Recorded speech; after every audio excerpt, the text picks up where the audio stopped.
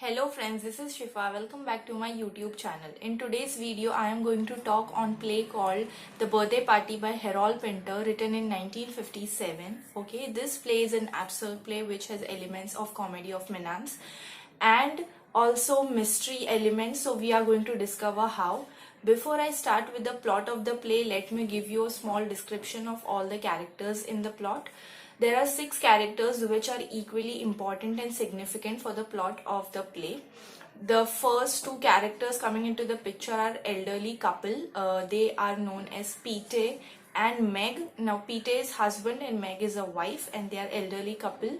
They are living in a resort in England, okay, coastal area.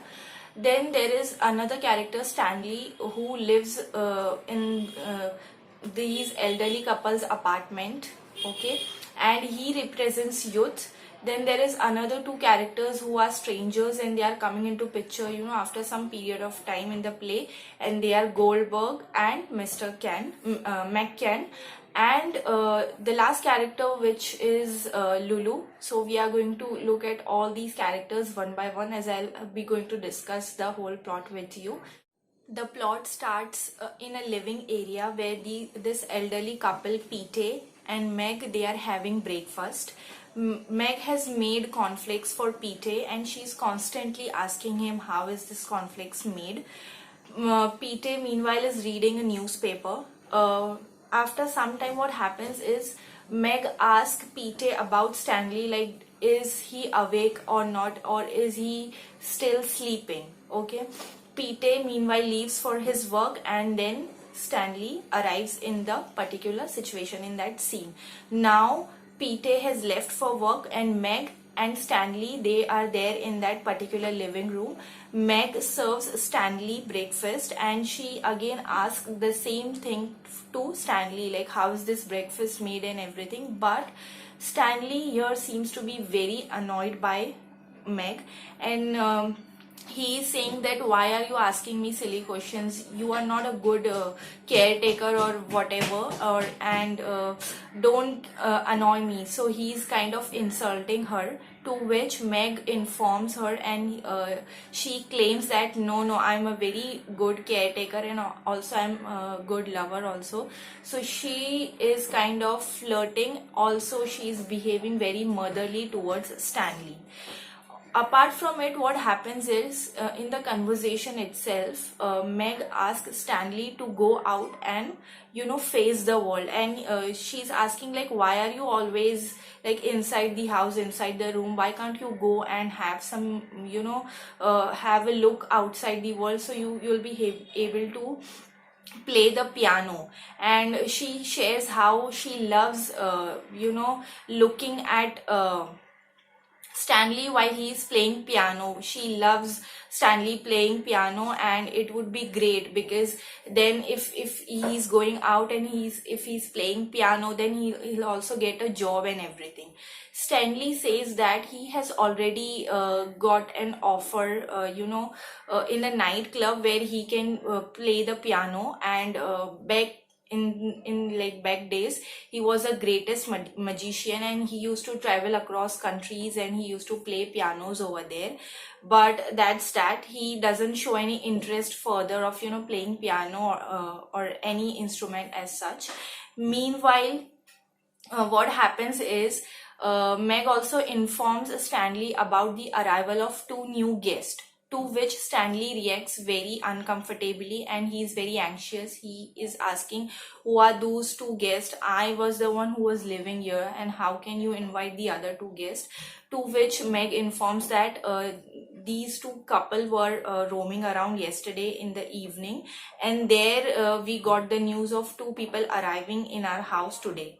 Okay, after some time, what happens is this conversation is going on, and a bell rings. So Meg go and receive the door, and she sees someone, and she's talking with her for a longer period of time. It turns out to be Lulu. Okay, she's a lady character, and she has bought a present for a kind of a parcel for Stanley, so she keeps there. Okay, she keeps on that particular stand over there, that parcel. And again, what Lulu does is she stops the conversation with Meg, and she again asks Stanley about why don't you go out and have some kind of work outside this room, why are you always staying inside? For which Stanley again starts making excuses with Lulu, and he also lie to her, saying that he has already gone out in the morning, so he has done his morning walk. To which Lulu says that okay, we can go again if we want, but Stanley refuses. So what Lulu does is she puts a mirror in front of Stanley, and she says that this particular man is a man who never goes out, so he stays always at home. And this is how the conversation is ended. Now what happens is Meg give that particular parcel to Stanley, and when Stanley open up, it is a present of his birthday. So his birthday, the whole birthday party title is about his birthday, Stanley's birthday, and Meg is giving a present to Stanley. And what is that? There is a drum, okay, drum instrument. So Meg has gifted Stanley a drum, to which Meg starts playing drum very, like, first he starts playing smoothly, but then after some time he starts aggressively playing that drum. Okay, and he leaves with that drum. Meanwhile, the new two characters, Goldberg and McCann, they arrives at the door, and Meg introduces everyone in the house to Goldberg and McCann. Like, introduction in the sense, she is not going and saying to Goldberg and McCann that see, this is she just gives information of everyone over there. Okay, with the arrival of Goldberg and McCann, as soon as Stanley realizes that these two people have arrived, he goes to them and he starts asking, like, who are you people and why are you here? For which, instead of replying to Stanley, what they do is they make him sit on a chair, and they start asking him question in return. And not just that, they start asking him very weird question. In fact, they start torturing him through their questions. They start asking him, why did you kill your wife?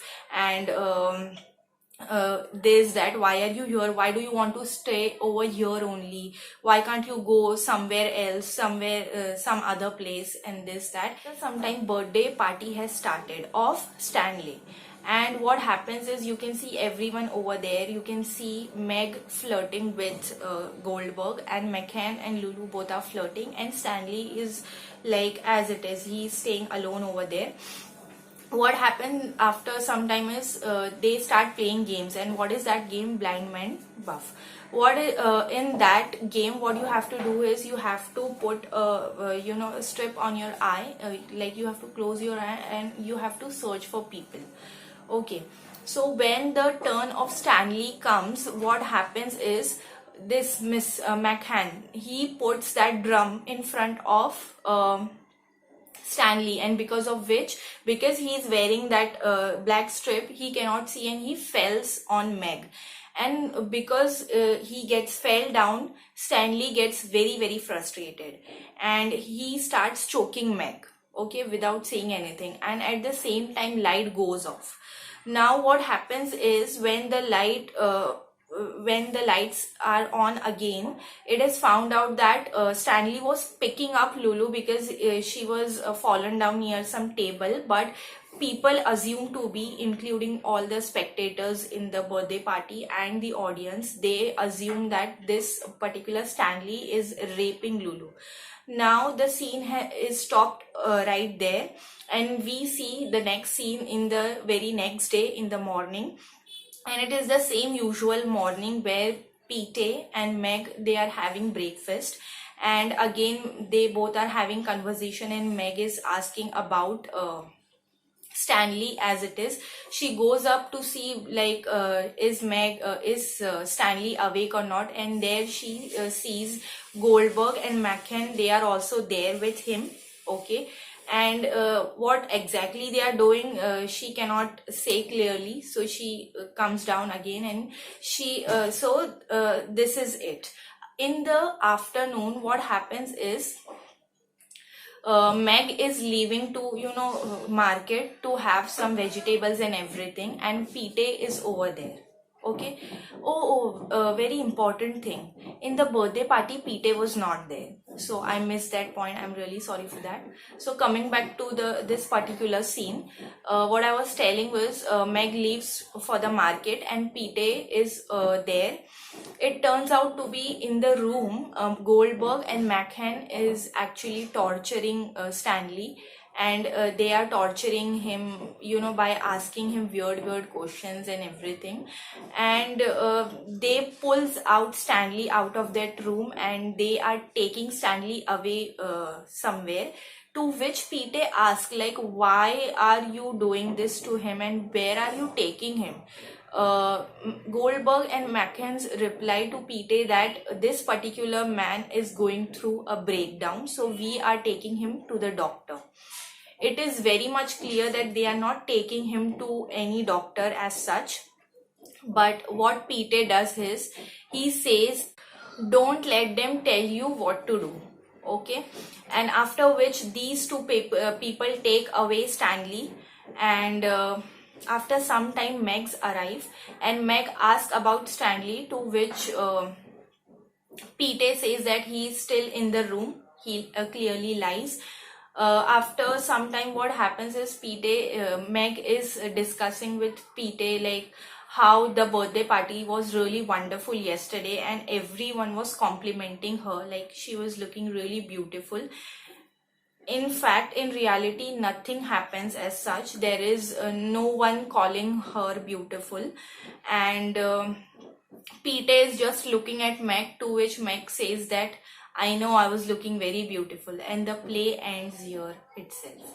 Okay. Now coming to the analysis part of the play, we are going to look at different things happening in the play. We are going to look at through the characters itself. We see first couple, elderly couple. What does they represent? They represent normal people, common people, in fact you can say, and also elder generation. And they are having their turmoil in their life. They are having their regular routine. They are sitting for breakfast, having conversation. Pete is reading newspaper and everything. On the other hand, you see Stanley. Stanley is a youth. He represents generation of a youth. Also, he seems to be very hopeless because he is in no mood of presenting, looking himself, being himself look presentable. All he just wants to be is that he wants to be in the room and survive. He doesn't have any motivation to go out and face the world. He doesn't in fact want to. He just want to be there, survive and die. Apart from it, Stanley is not just representing the youth, but he is also representing an artist. Because if you see the conversation of Meg and Stanley, you can see how Meg is asking Stanley about his playing skills and everything, and he informs her that he has been a great magician in his old days, and he used to play piano all across the world. So he is also an artist, but right now he is not in a situation of becoming that same thing. He doesn't want to be that person again. He doesn't want to face the world again. And if you look politically, what artists usually do is they sort of, with the help of their art, they critique on the world itself. So the power, or you can say the hope of artists, I think is one of the most important, are one of the most important people in society, and they observe society, they critique on it and everything. But these people, these artists are now losing hope. They are losing hope towards a better tomorrow and everything, and they are living in a total absurdity. And this is what the play is representing. Apart from it, Meg is a person who is always asking Stanley about, and in the whole play you can see in the end also, where I talked about this, Meg is having misconception of people admiring her about her beauty and everything. So she seems to be very off caste, like she's always in her own world and everything. And what Pete is doing, Pete is always busy in his work. So what does this also represent? That when after post world war, so this play was written in like 20th century, 1957 obviously. So after post world war, we can see the situation happening around England. What actually was happening was the youth, the generation, because of facing such turmoil and everything, the post war, it affected their brains. They got hopeless, and all the burden was on whom? Elderly people. And they were living in, absurdity. They were doing their whole work, the task continuously, daily mundane routine they were applying. This you can see in two scenes where they are having breakfast. One scene is before birthday party and the next scene is after birthday party. You can see. So there is this proof of these two people, common people, they are having their mundane routine life as it is, and Stanley represents the artist, okay, which has been affected by post world war, and it has affected him severely. And he has no hope of going out again and facing the world. Now comes the two characters, Goldberg and McCann. They first in the first, like during the arrival of these two characters, they seem to be very normal character and everything, but later on we discover that these people are actually antagonists in this play, and they are actually torturing Stanley. So you can comment these two characters as the societal hegemonic structures, people who are in power. And if you look at the Goldberg's character itself, he seems to be dominating all the time. So these people are dominating artists. They are not allowing artists to speak, and at the end of the play, what they are doing is they are pulling out artist away, and they don't know where they are taking him. It's very absurd and mysterious, okay. So we don't know what happened to that Stanley and everything. So this is a very big critique on how the artists or youth generation are getting lost in all these situations, all these turmoil, all these post world war. So this was it with today's video. I hope you like this video, and if you do, please like my video, subscribe to my channel for more such videos, and we'll meet next time very soon. Till then, take care. Bye bye.